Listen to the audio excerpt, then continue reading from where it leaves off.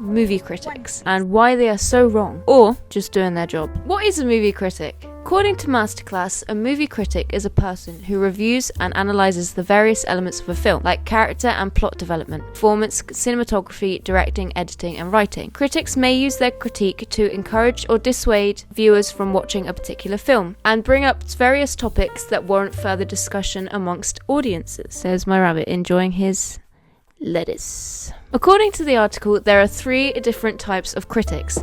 Number 1, the amateur movie critic, which is people like me, like you, people you see on social media, who just want to share their opinions with other fans or other people. They are non-professional film critics who just enjoy sharing their opinions. Number 2, the journalist. The journalist movie criticism, these are typically found in newspapers, magazines, and digital outlets.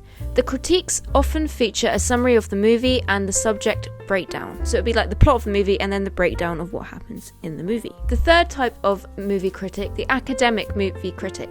Academic movie criticism focus on deeply critiquing the film and is often more objective than other types of criticism. This type of movie criticism is typically published in academic journals or books.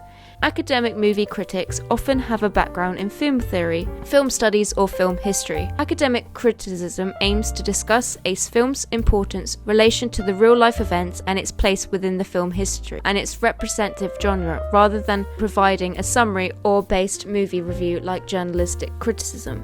They won't necessarily give you a whole description about the film, it will just be the main points that they would like to pick out from the film, where journalistic movie critics are normally talking about breaking down the whole type of film. So keeping this in mind, what happens when you look up a movie and it has a bad critique score from either Rotten Tomatoes, IMDb, or any other critic website, but has a high audience score? Does this mean that the critics got it wrong, or is it actually a good film? Well, yes and no. The real reason I wanted to make this video is because of all the drama surrounding the Five Nights at Freddy's film. Hello?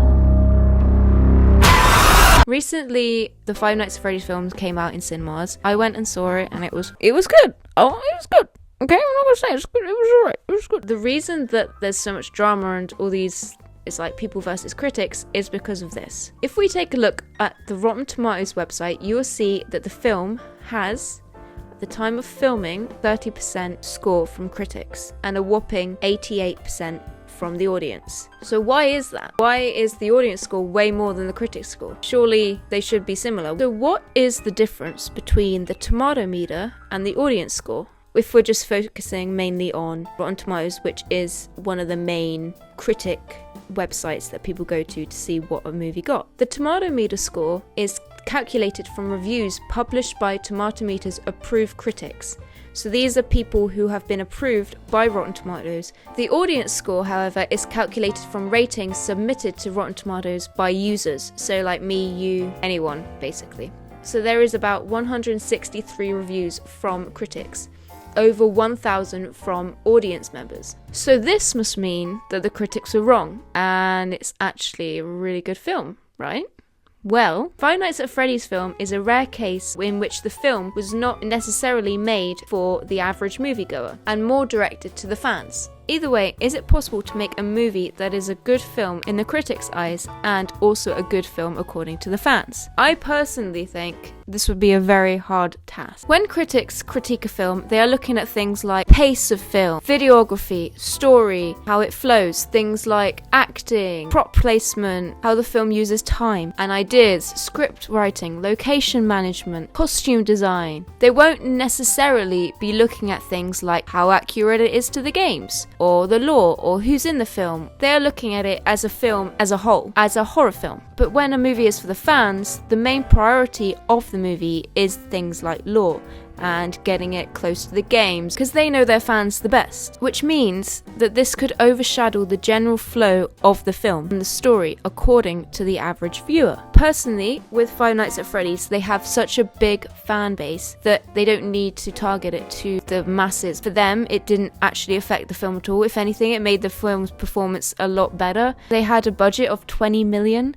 and they've made, I think it was over 140 million in the first week of its release, which is incredible. for them, it's the best move they ever did, really. I don't think they needed to aim it towards anyone else other than the fans. So when you look at most film adaptations based on video games, they all have a relatively low ratings from critics and a higher from an audience. Personally, I do think this is because the producers and directors of the film are making the movies for the fans and aren't trying to make it a incredible movie according to the Hollywood standards. With that in mind, when you look at films that aren't based on games, the outlook on the critics' reviews, in my opinion, have a stronger power because it's just a film and it isn't based on a book or a game.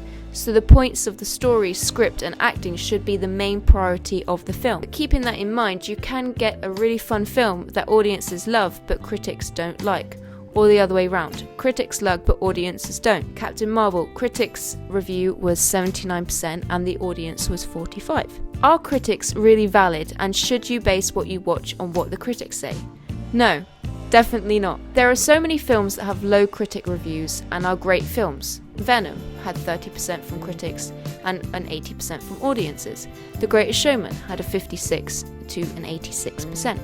The Notebook, 54 to 85%. So the reason I think this whole drama of fans versus critics has become so big is because of the fact that fans are very protective over this film and can't handle criticism. When a film that you think is a really good film is rated low, you can become quite defensive. I mean, for me, seeing iconic films like Jennifer's Body get really low scores on Rotten Tomatoes, I don't understand, you know? I don't get it. So long story short, critics are just doing their jobs, even though they can be very harsh at times. I mean, if you're a critic watching this, you may need to tone it down a bit. I mean, some of your words are very harsh. But at the end of the day, everyone likes different things. You know, you may like Sharknado. You do you. You shouldn't care too much about what critics say. Thank you for watching, everyone. Goodbye.